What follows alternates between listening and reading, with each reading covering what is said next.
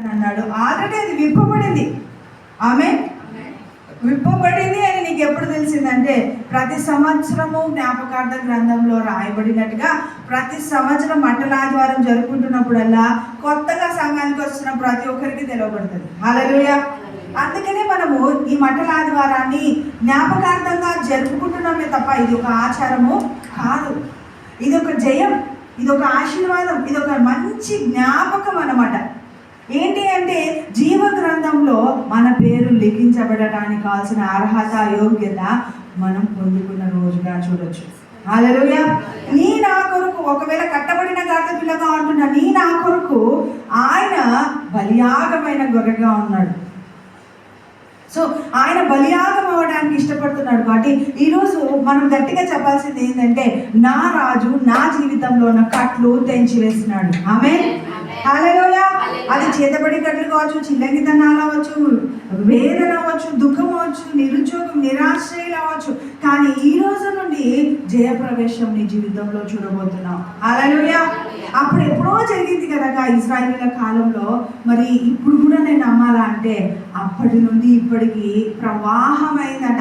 దేవుని యొక్క యెహెజ్కేలు గ్రంథంలో ఉంటుంది, దేవుని మందిరంలో నుండి ఆయన సింహాసనం యొద్ద నుండి చిన్నగా పారుతున్న ఆ యొక్క జీవనది ఇప్పుడు ఎంత అయింది? ప్రవాహం అయిపోయింది. శిష్యుల ద్వారా ఇంకా విస్తరించబడి అనేక చేపలు దాంట్లో పట్టబడుతున్నాయి. ఆడి పాడగలిగే లోతైన అనుభూతిని ఇప్పుడు మనుషులైన మనం పొందుకుంటున్నాం. It's enough. ఇంకా టైం లేదు. రాబోతున్న రాజు మళ్ళా ఎట్లా వస్తున్నాడు? ఇంతవరకు గొర్రెపిల్లగా చూస్తున్నాము, ఇకపై యూదా గోత్రపు సింహంగా రాబోతున్నాడు. హల్లెలూయా. మరి యూదా గోత్రపు సింహంగా రాబోతున్న ఆ రాజు యొక్క సన్నిధిలో మనం ఉండాలి తప్ప ఆ రాజు కోపానికి ఏమంటారు, బలి కాకూడదు. Praise the Lord. మన నిమిత్తం బలి పశువు అయిన యేసు ప్రభుని జ్ఞాపకం చేసుకోవాలి. మనిషిని పశువుతో సాదృశ్యంగా బోధిస్తాడు. ఎక్కడ అంటే నిర్గమకాండంలో మరి అక్కడ దూడల మీద గంగాలాన్ని, బంగారు దూడల మీద గంగాలాన్ని నింపుతున్నాడు. ఆ గంగాలము ప్రభుకి సాదృశ్యంగా ఉంది. ఆ జలము నేను పరిశుద్ధపరిచే జలంగా, అంటే నీ కాలు కడుకొని లోపలికి వెళ్ళాలి. మరి ఆ 4 ఏంటికి సాదృశ్యంగా ఉన్నాయంటే మానవులైన మనకు సాదృశ్యంగా ఉన్నాయి. హల్లెలూయా. అంటే ఈరోజు మరి ఒక ఎద్దు దేవునికి సాదృశ్యంగా ఉంది. అవునా అండి? మత్తయ్య చూపించేది మార్కు మనుష్య కుమారుడుగా చూపిస్తున్నాడు. సో దేవుని యొక్క మహిమోన్నతమైన కృపను బట్టి, దైవికమైన ఆశీర్వాదాలను బట్టి ఈరోజు మనం ఆయన యొక్క మహిమోన్నతమైన కృప కిందికి వచ్చినందుకు పండగ చేసుకోవాలి. మరి పస్కా పండగ అంటే ఏంటి అంటే, మిమ్మల్ని మీరు సిద్ధపరచుకోండి, మీ నడుమును బిగించుకొని, చెప్పులు వేసుకొని, చేతులు కర్రలు పట్టుకొని ఆ చేదు కుర్రలతో ఆ రొట్టెలను మీరు భుజించండి అంటారు నిర్గమకాండంలో. అయితే ఈ ప్రతి సంవత్సరము ఈ జయ ప్రవేశాన్ని మనం చూస్తున్నప్పుడు ఆయన రాజుగా డిక్లేర్ చేసేసుకున్నాడు. కట్టబడిన కాడిమాళ్ళ కట్లన్నిటి నుండి నీకు విడుదల ఇచ్చేసినాడు. ఇక సాతాను బంధకాలు నీ మీద పని చేయవు, నువ్వు రాజుగా రాణిగా నా దగ్గరికి తిరిగి రావాలి అని అంటున్నాడు. నేను సింహంగా రాకముందే నువ్వు నా దగ్గరికి రావాలి అని అంటున్నాడు. అంటే కృప ఉన్నంత లోపలిగానే నువ్వు రహస్య రాకడలో ఎత్తబడే గుంపులో ఉండాలి. ఆమేన్. హల్లెలూయా. అంటే కృప ఉన్నంత లోపుగా నువ్వు సిద్ధపడాలి. బుద్ధిగల కన్యకగా ఆ యొక్క బుద్ధిని వెలిగించుకోవడానికి కావాల్సిన కృపను విస్తరింప చేసుకోవాలి. బుద్ధిని కన్యకలాగా ఇంకా టైం ఉందిలే, ఇంకా అవుతుందిలే కాదండి. దేవుని యొక్క మహిమోన్నతమైన కృపను బట్టి ఒక్కరోజు 1000 రోజులతో సమానం కదా. 1000 దినాలని నువ్వు ఒక్కరోజు నాశనం చేస్తున్నట్టుగా నువ్వు చూస్తుంటే నీకు దుఃఖం రావాలి. ప్రభా, ఇన్ని సంవత్సరాలు అయింది, నేను ఇంకా ఇక్కడే ఉన్నాను, ఇన్నేళ్ళు అయింది, నేను ఇంకా ఇంతలోనే ఉన్నాను. ఎంతమంది ఆత్మలను సంపాదించినావు అనేది కాదు నేను చెప్తున్నది. ఎంత ఘనంగా బోధిస్తున్నావు, ఎన్ని దేశాలు తిరుగుతున్నావు అనేది కాదండి. ఎంత ఎక్కువ దేవుని హృదయాన్ని అర్థం చేసుకోగలుగుతున్నావు. దేవుని మనసు ఎరిగి నడుచుకోవాలి. 100 ఏమంటారు బోధలు బోధించి నువ్వు భ్రష్టురాలుగా బ్రతికితే దేవుడు సంతోషించాడు. అదే ఒక్క కాయిన్ ఇచ్చిన వాడు భూమిలో దాచిపెట్టి నువ్వు తీర్పు తీరుస్తావని నాకు తెలుసు కాబట్టి నేను జాగ్రత్త పడినాను అన్నందువలన అతడు తీర్పులోనికే వెళ్ళినాడు. అలాగే నీతి ఫలాలు లేని వాళ్ళయ్యా, నీ నామం దయ్యాలు వెళ్ళగొట్టినాము, నీ నామం అద్భుతాలు చేయగలిగినామంటే మీరెవరో నాకు తెలియదు అని అన్నాడు. కానీ మరి ఎవరు నాకు తెలుసు అంటే, నేను అన్నం లేనప్పుడు, ఆహారం లేనప్పుడు నీ దగ్గర ఉన్న రొట్టె నాకు ఇచ్చినావు, నాకు గుర్తుంది అంటున్నాడు. వస్త్రహీనుడైనప్పుడు నువ్వు నాకు వస్త్రాలు ఇచ్చినావు, అది నాకు జ్ఞాపకం ఉంది అంటున్నాడు. నేను దుఃఖంలో ఉన్నప్పుడు నువ్వు నన్ను ఓదార్చినావు అని అంటున్నాడు. సో ఇలా నీతి కార్యాలు ఎవరు జరిగిస్తున్నారో అంటే వాక్యానుసారంగా ఎవరు జీవిస్తున్నారో వారే నా పిల్లలు అంటున్నాడు. మరి యేసు ప్రభు తప్ప వాక్యానుసారంగా జీవించిన వారు ఎవరైనా ఉన్నారా అంటే, అంతవరకు సంపూర్ణమైన మానవుడిగా, సంపూర్ణమైన దైవ చిత్తాన్ని నెరవేర్చిన దైవాత్మ కలిగిన వ్యక్తిగా యేసు ప్రభు తప్ప ఇంకెవరూ తండ్రి చిత్తాన్ని నెరవేర్చి విడుదల ఇవ్వలేదు. అబ్రహాం దగ్గరికి వెళ్ళినా, ఆదాం దగ్గరికి వెళ్ళినాం, యోసేపు దగ్గరికి వెళ్ళినాం, ఇలా అందరి దగ్గరికి వెళ్తే వాళ్ళందరూ ఛాయగా ఉన్నారు ప్రభుకి. అవునా? అబ్రహాము తండ్రి స్థానంలో ఉండి ఇసాకుని ఇవ్వడం అని వెనుదిగలేదు. వీళ్ళంతా నీతిమంతులుగా ఎందుకు ఎంచబడినారంటే క్రియల మూలంగా ఎంచబడినారు. బోధించడాన్ని బట్టి కాదు. క్రియ లేని విశ్వాసము మృతము అని హెబ్రీయులకు రాసిన పత్రికలో ఉంది. కాబట్టి ఈయన గాడిద వాహనాన్ని ఎన్నికేసుకున్నాడు. ఎందుకు? అప్పుడు వంటలు లేవా? అప్పుడు ఏనుగులు లేవా? ఫరో కాలంలోనే ఉన్నాయి. అవునా అండి? సింహమికి రావచ్చు కదా ఆయన. సింహం కూడా లోపడుతుంది కదా, దైవ కుమారుడు కాబట్టి. మరి ఇవన్నీ ఆడంబరాలు చూపించుకోలేదు. సో ఇలాగే ఉండాలి, ఇలా ఉంటేనే దేవునికి మహిమ, ఇలా ఉంటేనే దేవునికి ఇష్టము అనేది మనం చెప్పలేము. కానీ ప్రభు చెప్తున్నాడు, దీనుడై అంట, నీ రాజు దీనుడై గాడిద పిల్లని వాహనంగా చేసుకొని వస్తున్నాడు. హల్లెలూయా. మరి ఆయన వస్త్రాలు విలువైనవా కాదా అంటే చీట్లు వేసుకోగలిగినారు కదండి. అవునా? మరి ఆ వస్త్రాలకు విలువ ఉందా లేదా? బ్రాండెడే అవి కూడా అప్పట్లో. సో మరి అలాంటి గొప్ప దేవుడు నిన్ను నన్ను ప్రేమించి తనను ఎంతగా తగ్గించుకున్నాడు అనేది మనం ఈ మంటల ఆదివారం జ్ఞాపకం చేసుకోవాలి. సో అలా తగ్గించుకున్న ఆ క్రీస్తు కంటే హెచ్చించబడతామా మనము? ఎవరు? ఆ క్రీస్తును పోలి నడుచుకోగలిగితే ఆయన సహదాసులుగా పిలువబడతాము, ఆయన స్నేహితులుగా పిలువబడతాము, ఆయన వధువు సంఘముగా ఎత్తబడే లోకంలోకి వెళ్ళిపోతాం. ఆమేన్. అంటే ఈక్వల్ టు అంటే ఆయన సియోను కుమార్తెకి చెప్పండి అని అంటున్నాడు. సియోను కుమార్తె అంటే ఆయన వధువు సంఘం, ఎత్తబడే సంఘానికి చెప్పండి అని అంటున్నాడు. ఎవరికి ఇది న్యూస్? గుడ్ న్యూస్ మహిమ సంఘానికి. ఎత్తబడే గొప్పగా సంతోషిస్తారు. కానీ ఆ గాడిదనికి నాడాలే, సరేలే అని లైట్గా తీసుకుంటాడు. అవునా? చింతల్ని బాగా మటలు తీసుకురా అంటే తీసుకొని వచ్చేసి ఎంజాయ్ చేసి, అంటే ఆ ఏజ్ని బట్టి నేను హ్యాపీగా ఫీల్ అవుతున్నాను. ఈరోజు నేను పోయి మటలు పట్టుకొని ఎగరాలా అంటే నేనా అనే ఒక షేక్ ఫీలింగ్ వస్తుందేమో కదా. కానీ పసిబిడ్డల లాంటి హృదయం ఉండాలి. పసిబిడ్డల లాంటి హృదయం ఉంటే ఆ రోజులో అందరూ ప్రభువుని చూసినప్పుడు పసిబిడ్డలు అయిపోయినారండి. హల్లెలూయా. ఈరోజు మనం కూడా పసిబిడ్డలు అవ్వాలి. సియోను కుమార్తెలంటే దేవుని కోసం ఏమైనా చేయగలిగేవాళ్ళు. నిందలు పడతారు, ప్రేమించబడతారు, దూషించబడతారు, సంతోషించబడతారు, ఉపవాసం ఉంటారు, సమృద్ధితో ఉంటారు, కానీ సంతోషాన్ని మాత్రం కోల్పోరు. ఆమేన్. ఆ ప్రభు ఉన్నాడని ఒక సంతోషం ఉంటుంది చూడు.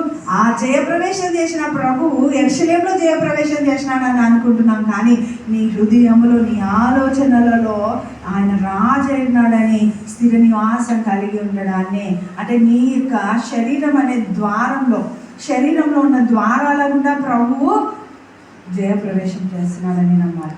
ఆమేన్. అంటే నీ ఆలోచనలో ఆయన సింహాసనాసనుడైన, నీ కళ్ళ ద్వారా, నీ చెవుల ద్వారా, నీ హృదయం ద్వారా ఆయన గొప్పవాడని చెప్పగలిగేటట్టుగా సంపూర్ణ సంతోషం గల దానివై ఉన్నావు, సంతోషం గలవాడవై ఉన్నావు. ఆమేన్. ఏమంటారు? ఒక నిరీక్షణ ఉందాక దేవుడు ఏదో ఒకటి చేస్తాడు. ఏం చేస్తాడు అని? ఏదో ఒకటి ఆయన ఇష్టం, ఆయన చిత్తం, ఆయన ఉద్దేశ ప్రకారం జరిగేది. ఎందుకు నిన్న జరగలేదు కదమ్మా నీ విశ్వాసాన్ని కోల్పో అంటే కోల్పోతున్నావా? No, never. Is God of almighty. ఆయన చేసినా చేయకపోయినా నా దేవుడు. అవునండి, చేసినా చేయకపోయినా ఆయన నేను ఆరాధిస్తాను. ఎందుకంటే ఆయన రాజుల రాజు, ప్రభుల ప్రభు, పరిశుద్ధుడై ఉన్నాడు. ఆయన గొప్పవాడుగా ఉన్నాడు. హల్లెలూయా. ఆయన మహిమతో రాబోతున్నాడు. ఆ మహిమ రాజ్యములో నేను కాల్చుకోవడానికి కావాల్సిన పరిశుద్ధత ఏంటంటే నేను కూడా దీనత్వాన్ని ధరించాను. నా స్థితి కట్టబడిన స్థితిలో నుండి విడిపించిన దేవుడు, దేవునికి అనుగుణంగా నేను ఉండాలని ఎవరైతే కాడి వాళ్ళ చేత కట్టబడి ఉన్నారో, ఎవరైతే బాధతో ఉన్నారో, ఎవరైతే ఓదార్పు లేకపోతున్నారో మనమే మళ్ళీ వాళ్ళని విడిపించాలి. హల్లెలూయా, హల్లెలూయా. మరి యేసే ఇద్దరు శిష్యులకు చెప్తున్నాడు, మీరు వెళ్ళి కట్టబడిన ఆ గాడిదని నింపండి, నేను ఆ గాడిద మీద జయప్రవేశం చేస్తాను.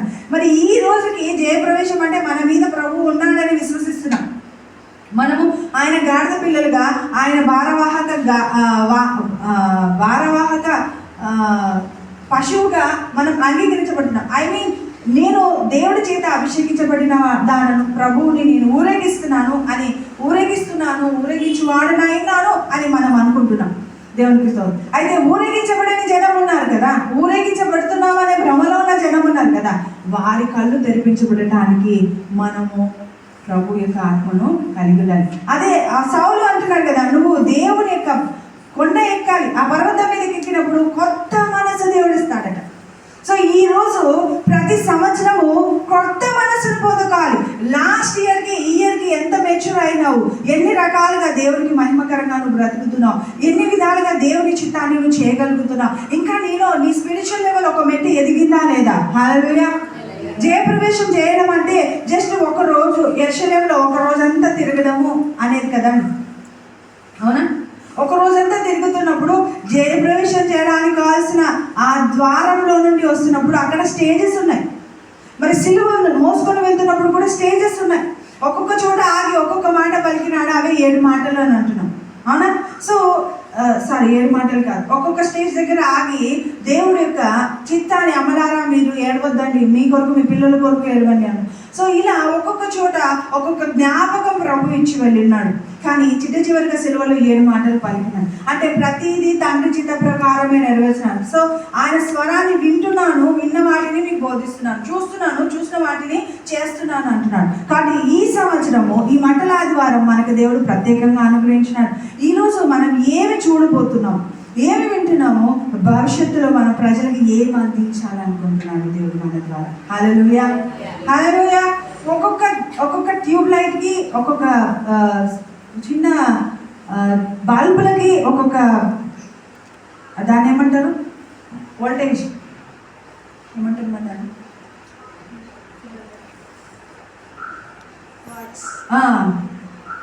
60 వాట్స్ బల్బ్ ఇవ్వండి, 100 వాట్స్ బల్బ్ ఇవ్వండి అన్నమాట. అంటే వాట్స్లో కొలబడుతుంది. సో అలా నీలో ఉన్న పరిశుద్ధాత్మ కూడా మోకాల లోతు, మొల లోతు, ఆడిపాడగలిగే లోతు అనగలిగే లోతులలో ఎక్కడున్నావో ఆ కొలత, ఆత్మీయ కొలత మనం కొలవాలి. పరలోకంలో అంట మన పరిశుద్ధత ఎలా కొలవబడుతుందంట? స్కేల్, కొలబద్దతో కొలబడుతుందంట. మన మంచి క్రియలని తక్కడ వేయబడతాయంట, దానియేలు గ్రంథంలో ఉంది కదా. మరి కొలవబడడానికి మనం ఎలా ఉంటున్నాం? ప్రభు ఈ సంవత్సరం నేను ఎలా ఉన్నాను? ఇది ఒక పండగ, అవునా అండి? బర్త్డే అనుకుందాం, పండగ. సో ఈ పండగలో స్పిరిచువల్గా ఎంత ఎదిగినాను, క్రీస్తుని ధరించినాం. అక్కడ గాడిద క్రీస్తుని ధరించినందు వలన పట్టు చీరలు వేసినారంట, పట్టు పొరుకులు వేసినారంట. ఎదుటి వాళ్ళ మర్యాద గాడిద కిందికి వచ్చేసింది. హల్లెలూయా. అందుకే యెషయా గ్రంథంలో అంటారు, రాణులు వత్తురు పాలు నీకు పాలించు దాదులుగా అంటారు, రాజులు వత్తురు వారి ధనాన్ని మీకు ఇస్తాడు అని అంటున్నాడు. సముద్ర వ్యాపారాలు సైతం మీకు తిరగబడతాయి. అంటే ఎప్పుడైతే క్రీస్తు ఆత్మని ధరిస్తామో ఆ గాడిదకు విలువ వచ్చినట్టుగా మనకు కూడా విలువ అనుగ్రహించబడుతుంది.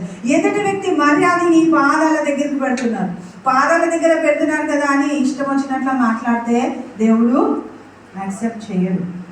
కాబట్టి నీ మాటలు ఎలా ఉండాలి? ఇతరులకు ఆశీర్వాదకరంగా ఉండాలి, ఇతరులను రెచ్చగొట్టే విధంగా ఉండద్దు. నీ మాటలు నీకు ఆశీర్వాదకరంగా ఉండాలి. అందుకే ఆయన దీనుడే వచ్చినాడు. ఆయన మాటలు ఎలా ఉన్నాయండి? దీనత్వాన్ని చూపిస్తున్నాయి. రాజు మాట్లాడాల్సినంత పరిశుద్ధతను చూపిస్తున్నాయి. Praise the Lord. ఈరోజు మనం అందరం దేవుని పిల్లలమే అని చెప్పుకుంటున్నాం, కానీ అలాంటి పరిశుద్ధమైన మాటలు ఉన్నాయా? ఒక వ్యక్తి మాట్లాడినప్పుడు ఆటోమేటిక్గా ఇంకొక వ్యక్తి మాట్లాడుతున్నాం. కాబట్టి అలా మాట్లాడకుండా ఉండాలంటే మనం ఏం చేయాలండి? ఎప్పుడు పరిశుద్ధాత్మ చేత అంటిపెట్టబడిన వారిగా ఉండాలి. ఒక సమస్య వింటే కన్నీళ్లు రావాలి. ఒక సమస్య వింటే అయ్యో వాళ్ళని నేను విడిపించాలి, ఇద్దరిని వెళ్ళి విడిపించమన్నారు కదా కట్టబడిన గాడిద. ఈరోజు నీకు ఎవరి గురించైనా విన్నప్పుడు అయ్యో నేను వాళ్ళని విడిపించాలి, వాళ్ళు నశించిపోతున్న వాళ్ళుగా ఉన్నారు. నా పిలుపైతే ఇజ్రాయేలీల నిమిత్తమే పిలుపండి, అంటే దేవుని ఎరిగిన పిల్లల నిమిత్తమే. ఆ పిల్లలే పడిపోతున్నారు, ఆ పిల్లలే నిద్రపోతున్నారు. కాబట్టి వాళ్ళని లేవనెత్తమని ప్రభు చిత్తంలో ఉంది. కాబట్టి నిద్రపోతున్న నిద్రావస్థలో ఉండి నేను పరిశుద్ధుడని అనుకుంటున్న వాళ్ళ నిమిత్తం నా పిలుపు. Praise the Lord. Hallelujah. So వాళ్ళని ఎలా ఉండాలి, ఎలా ఉంటే దేవునికి సంతోషకరం మీరు అని చెప్పడానికి మాత్రమే నా స్వరం. ఇక మిగిలిన టైం అంతా ఏంటి అంటే ప్రభు హృదయ అంతరంగాన్ని తెలుసుకుంటూ అడుగులు వేయడం. జారిపోనికుండా పడిపోనికుండా ఉండాలంటే ఆత్మకార్యాలు మనకు అవసరం. హల్లెలూయా. ఆత్మీయతలు ఎదగాలి అంటే దీనత్వాన్ని కలిగి ఉండాలి. ఆటోమేటిక్గా ఎదుటి వ్యక్తి మర్యాద మన దగ్గరికి వస్తుంది, ఎదుటి వ్యక్తి సంతోషం మనకు వస్తుంది. వాళ్ళు అనేకమైన మంటలు పట్టుకున్నారంట. మట్టల ఆదివారం అంటే ఓన్లీ మంటలన్నీ కాదు, వాళ్ళ దగ్గర ఏముంటే అవి పరిచి దేవుని కనపరుచున్నాం. Praise the Lord. హల్లెలూయా. ఈ మంటలని దేనికి సాదృశ్యం అంటే ఎండాకాలంలో ఎండిపోదు, వానకాలంలో వాడిపోదు, చలికాలంలో ఆకు ఊడిపోదు, రాలిపోదు. అంటే ఏ సమయంలోనైనా స్థిరంగా ఉండేది ఇది. హల్లెలూయా. కాబట్టి స్థిరత్వానికి సాదృశ్యంగా ఈ ఈత మట్టలను చూపిస్తున్నాను.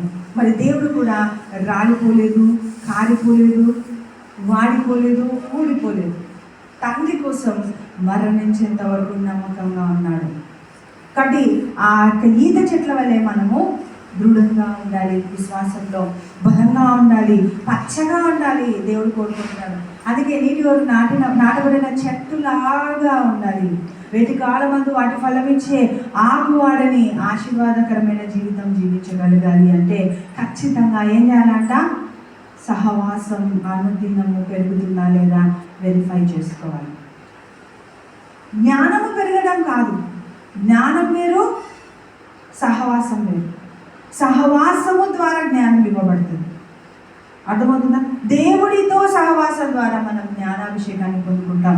దేవుడితో సహవాసం ద్వారా 9 కృపావరాలు యాక్టివేట్ అవుతాయి. కాబట్టి మనం ఒక పాట పాడుకుంటాం. బందీనైపోయా నీలో మునిగితేలాగా, నా వల్ల కాదయా నిన్ను వీడియుండుట. మనిషిగా పడిపోవచ్చేమో, ఆత్మలు వెంటనే హెచ్చరికొస్తే ఎస్ నేను దేవునికి అన్యాయం చేయను, దేవుడి మనసు నొప్పించాను, దేవునికి నచ్చినట్టుగా ఉండాలనుకున్నాను. వెంటనే మనలో ఒక ఉద్యమం వస్తుంది కదా. ఆ నిర్ణయం తీసుకున్నప్పుడు ఉద్యమం వస్తుంది, ఉత్సాహం వస్తుంది, ఆశీర్వాదంతో కూడిన అనుభవం కనిపించబడుతుంది. కాబట్టి ప్రభువులో మనం మెరుపు కలిగి ఉందాం. ప్రభు ప్రేమలో మనం పాల్గొ ఇంకా బలంగా పునాది స్థిరంగా ఉండేటట్టుగా చూస్తున్నాం. అయితే దేవా నాకు అది, దేవా నాకు అది, దేవా నాకు ఇది, అది అది అని అడగద్దు.